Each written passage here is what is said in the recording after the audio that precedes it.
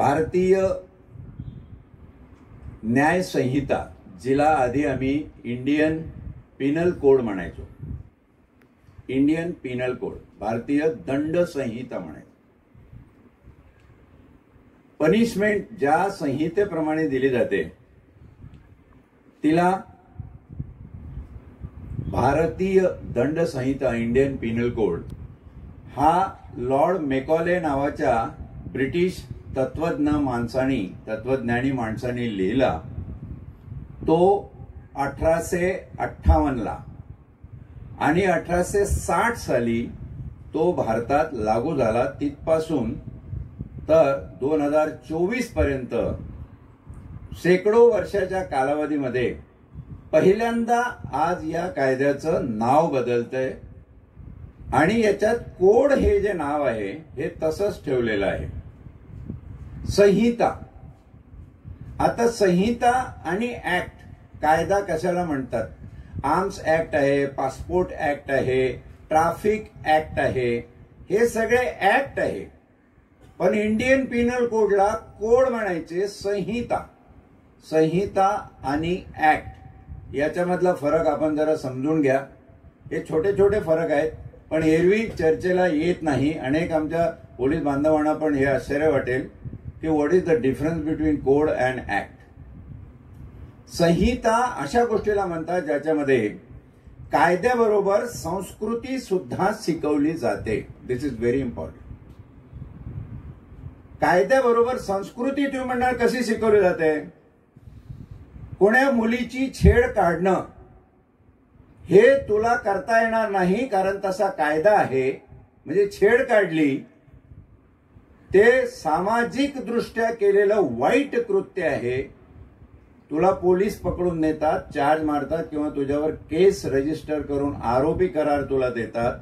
म्हणजे कायद्याने तुला फक्त शिक्षा नाही केली तर तुला संस्कृती शिकवली. त्याला आम्ही कोडिफिकेशन ऑफ लॉ म्हणतो. कायद्याचं कोडिफिकेशन केव्हा होतं की जेव्हा कायदा समाजामधल्या अनिष्ट चालीरीतीवर एक उपाय म्हणून वापरला जातो आणि हे करणं चुकीचं आहे. ईव्हटीजिंग इज ऑफेन्स इन इंडिया. ईव्हटीजिंग, मुलीची छेड काढणे, याला भारतात गुन्हा आहे. हे संहिता कोड कसा आहे तुम्हाला जास्त लवकर लक्षात येईल. मी युनायटेड नेशनच्या प्रतिनियुक्तीवर 1 वर्ष युरोपमध्ये आंतरराष्ट्रीय पोलीस अधिकारी म्हणून काम केलंय. तिथे ईव्हटीजिंग हा गुन्हा नाही, छेड काढणे हा गुन्हा नाही. तिथले वेगळे गुन्हे आहेत. Staring, bullying, threatening, causing insult. As a human, you are not supposed to insult a woman or a girl. पण भारतामध्ये इन्सल्टची व्याख्या अतिशय साजूक पद्धतीने केलेली आहे. What is insult to women हे लक्षात घेण्यासारखं आहे. When you feel that somebody is teasing you, शब्द वापरलेला आहे. Unchasteful behaviour towards womanship. You need to listen it carefully. इंग्रजीत जरी असलं तरी आपण याचं शुद्ध मराठीत बघूया. स्त्री जातकाला किंवा महिलेला किंवा मुलीला तिच्या स्त्रीत्वाचा अपमान होईल असं फिलिंग एखाद्याने देणं म्हणजे छेडछाड काढणं, तिची छेड काढणं.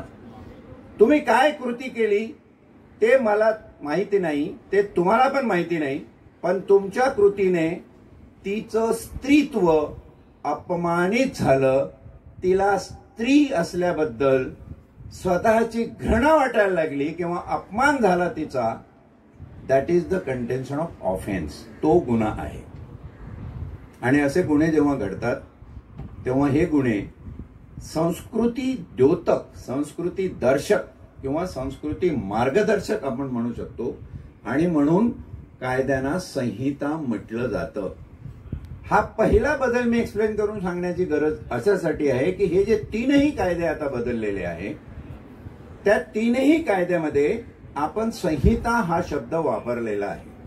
क्रिमिनल प्रोसिजर कोड हा 1898 साली सगळ्यात आधी लिहिला गेला. त्यानंतर त्याच्यामध्ये 1902 साली बदल झाले आणि नवीन सीआरपीसी आली. त्यानंतर 1973 ला म्हणजे देशात पहिल्यांदा आणीबाणी लागण्याच्या 2 वर्ष अगोदर हा क्रिमिनल प्रोसिजर कोड बदलला गेला आणि त्याच्यामध्ये अनेक गोष्टी चेंज केल्या गेल्या. 1973 ची सीआरपीसी क्रिमिनल प्रोसिजर कोड हे आपण आजपर्यंत चालवत होतो, परंतु आता त्या कायद्याचं नाव बदलून केलेलं आहे भारतीय नागरिक सुरक्षा संहिता. हिला पण संहिता म्हटलेलं आहे, भारतीय नागरिक सुरक्षा संहिता. आता कायद्यामध्ये भारतीय न्याय संहितेमध्ये सुरक्षा दिली नाही का? मग सुरक्षा नवीन कायदा करून त्याच्यात सुरक्षा हा शब्द कसा टाकला होता? का टाकायची गरज पडली? कारण क्रिमिनल प्रोसिजर कोड दंड प्रक्रिया संहिता क्रिमिनल प्रोसिजर, इथं नागरिक सुरक्षा हा शब्द वापरला. याचा अर्थ आता स्पष्ट करून सांगतो, म्हणजे पुढच्या याच्यामध्ये तुम्हाला हा सीआरपीसी समजायला जास्त सोपं जाईल. आपल्याला प्रोटेक्शन कशासाठी पाहिजे? आज तुम्ही रस्त्यावर ऍक्सिडेंट झाला बघितला आणि जर एखादा माणूस रक्ताच्या थारोळ्यात पडला असेल तर 10 वेळा विचार करता की नाही करत? याला उचलून आपण न्यायचं हॉस्पिटलला की नाही म्हणून? का विचार करता 10 वेळा? कारण जर तुम्ही तसं केलं तर पोलीसचा ससेमिरा, चौकशी, तुमचं स्टेटमेंट, पंचनामा, त्याच्यानंतर तुम्हाला कोर्टाचे समन्स आणि विटनेस म्हणून, साक्षीदार म्हणून तुम्ही कोर्टामध्ये हजर राहायचं. त्यासाठी तुमच्या मागे ते लचांग लागलं तर तो काय म्हणतो की नको चला जाऊ दे, आपण त्या याच्यामध्ये काही पडायचं नाही. ही एक सोपी ऍक्सिडेंटची गोष्ट झाली. दुसरं, एखाद्या स्त्रीला, विरारची केस ताजी आहे, परवा NDTVवर बोलताना मी उल्लेख केला त्या केसचा, की हातामध्ये फार लांबलचक मोठा पाना घेऊन एक मेकॅनिक 10 वर्ष गर्लफ्रेंड बरोबर रिलेशनमध्ये राहिलेला तिचं डोकं अक्षरशः चेचून मारतो आणि लोक व्हिडिओ काढतात. शेम, अशेम फील करणारी गोष्ट आहे. त्यातला एक फक्त वाचवायला गेला, पण त्यालाही बाकीचे अडवत होते. म्हणजे माणसाच्या जीवाची किंमत एखाद्या भाजीपाल्यासारखी झाली. हे कशामुळे झालंय? कुठं गेलं तुमच्यातलं माणूस पण? नवीन कायद्याने कदाचित ते माणूस पण तुमच्यामध्ये निर्माण करण्याचा हा केलेला नवनिर्माणक प्रयत्न आहे. आणि म्हणून आपण या कायद्याच्या बदलाकडे सर्वप्रथम सकारात्मक दृष्टीने बघूया. याच्यावर टीका होईल, 90 दिवस पोलिसांना कस्टडी आहे, 14 दिवसाच्या वरती पोलीस कस्टडी घेऊ शकत नसत. आज 90 दिवस तुम्हाला पोलीस 3 महिने रगडून लॉकअपमध्ये ठेवू शकतात, कुणाच्या बापाची ताकद नाही सोडून घ्यायची. आणि पोलीस कस्टडी ही न्यायालयीन कस्टडीपेक्षा फार वेगळी असते. त्या कस्टडीमध्ये तुमच्यावर काय आघात होतील आणि काय केलं जाईल, no one knows. I am a police officer म्हणून काही पोलिसांची बाजू घेऊन एक साईड तुम्हाला सांगण्याचा प्रयत्न नाही. हे पोलीस बांधवांना पण तेवढंच महत्वाचं आहे, समजून घेणं. हा बदल कशासाठी झालेला आहे? का कायद्यामध्ये हा बदल करावासा वाटला? प्रश्न होता नागरिक सुरक्षा संहिता, भारतीय नागरिक सुरक्षा संहिता. या संहितेमध्ये, या बदलामध्ये तुम्ही जर असा एखादा गुन्हा घडण्यासाठी जर प्रयत्न करत असाल आणि तुमचा तो प्रयत्न तुमच्यावर उलटणार नाही म्हणून तुम्हाला संरक्षण दिलं गेलं पाहिजे, त्यासाठी या कायद्यामध्ये तरतूद करण्यात आलेली आहे. आणि राज्य शासनावर हे सोपवण्यात आलेलं आहे की तुम्ही असा गुन्हा प्रतिबंध करणाऱ्या साध्या माणसाला, जो गणवेशात नाहीये, गणवेशातल्या माणसाचं कामच आहे गुन्हा प्रतिबंध करणं, पण जी माणसं तुमच्यासारखी साधी, ज्यांचा अंगावर गणवेश नाही आहे, तेही जर असा गुन्हा प्रतिबंध करत असतील तर त्याला काय दर्जा द्यायचा, हा दर्जा राज्य सरकारने ठरवायचा आहे. अतिशय महत्वाचा बदल आहे हा.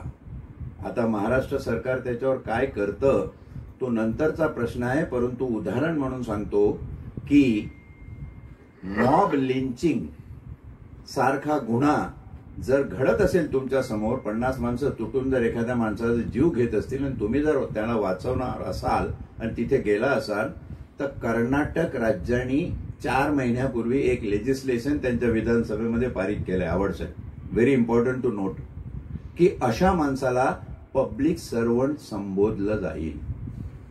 That man would be treated like a police officer. Public servant म्हणून त्याला दर्जा दिला जाईल. हा बदल महत्वाचा आहे. प्रश्न या ठिकाणी असा आहे की जेव्हा एखादा बदल करावा लागतो तेव्हा त्याची गरज काय असते. आपण एवढे ढिसाळ आणि ढिमाळ झालेले आहोत. मला खरंच आश्चर्य वाटतं काय या गोष्टींचं, की एखाद्या महिलेवर बलात्कार होत असेल, रेल्वेच्या डब्यात असेल किंवा कुठल्या निर्जन स्थळी असेल, काही लोक तिथून जात असतील, त्यांच्यासमोर दिसत असेल, ती विवळत असेल, ती विवळत नसेल. एकाने तर कोर्टामध्ये माझ्या एका केसमध्ये वागडीकर साहेब साक्ष दिली होती की मला दिसत होतं की त्या मुलीवर तो माणूस लैंगिक अत्याचार करतोय, पण ती मुलगी ओरडत नव्हती, काय करत नव्हती, तोंडातून तिचा आवाज निघत नव्हता, म्हणून मी काही गेलो नाही. पण वकिलाने विचारलं की ती शारीरिक तिचं विवळणं तर तुला दिसत होतं ना? तो म्हणे हो दिसत होतं. मग कोर्ट म्हणालं तुझ्या मनात असा विचार का नाही आला की ती महिला मुकी असू शकते म्हणून ओरडत नाही? आणि ती खरंच मुकी होती. म्हणजे असे अत्याचार जर तुमच्या डोळ्यासमोर होत असतील आणि तुम्ही उघड्या डोळ्यांनी ते बघत असाल, कारण फक्त एवढंच की ती तुमची आई किंवा बहीण किंवा मुलगी नाही आहे म्हणून तुम्ही तुमचा माणुसकीचं कर्तव्य पार पाडत नसाल, तर ते या नवीन कायद्याने तुम्हाला पार पाडायला भाग पाडलं आहे. कारण तुम्हाला पब्लिक ऑफिसरचा दर्जा दिलेला आहे. You will be treated as public officer. म्हणजे आपण सेक्शन वाईज क्लास घेण्याचा हा मुद्दा नाहीये. कायद्याची नावं आणि संहिता. संहिता काय आहे? संहिता ही तुम्हाला तुमची संस्कृती शिकवते, तुमची मानवता. We are human beings. तुम्ही गणवेश घातला म्हणून पोलीस अधिकारी आहात madam, but basically we are human. We are suppose to protect our fellow who are suffering and who are in trouble. And if you don't, you ceases to be woman, you ceases to be human. तुम्ही स्वतःला माणूस म्हणून घेण्याच्या लायकीचे राहत नाही. ही परिस्थिती आहे. आणि म्हणून दुसरा जो कायदा आहे, जो 1898, 1902, 1973 असा प्रवास करत आला, क्रिमिनल प्रोसिजर कोड, तो 2023 मध्ये बदलला. त्याचं नाव झालंय भारतीय नागरिक सुरक्षा संहिता 2023. आणि शेवटचा आहे भारतीय साक्ष अधिनियम. हे पण जरा समजून घेण्यासारखं आहे. पोलीस अधिकारी बांधवांना लक्षात घ्या. What is the difference between act, code and अधिनियम? This is ordinance. This not a act, this not a code, this is ordinance. Resolution आपण ज्याला म्हणतो. अधिनियमाचा अर्थ असा आहे की अधिनियम पाहिजे तसा, पाहिजे त्या केससाठी जसा लागेल तशा पद्धतीनं बदलला जाऊ शकतो. आणि हा भारतीय पुराव्याचा कायदा 1872 जो ब्रिटिशकालीन कायदा होता त्याच्यात झालेला महत्वाचा बदल आहे.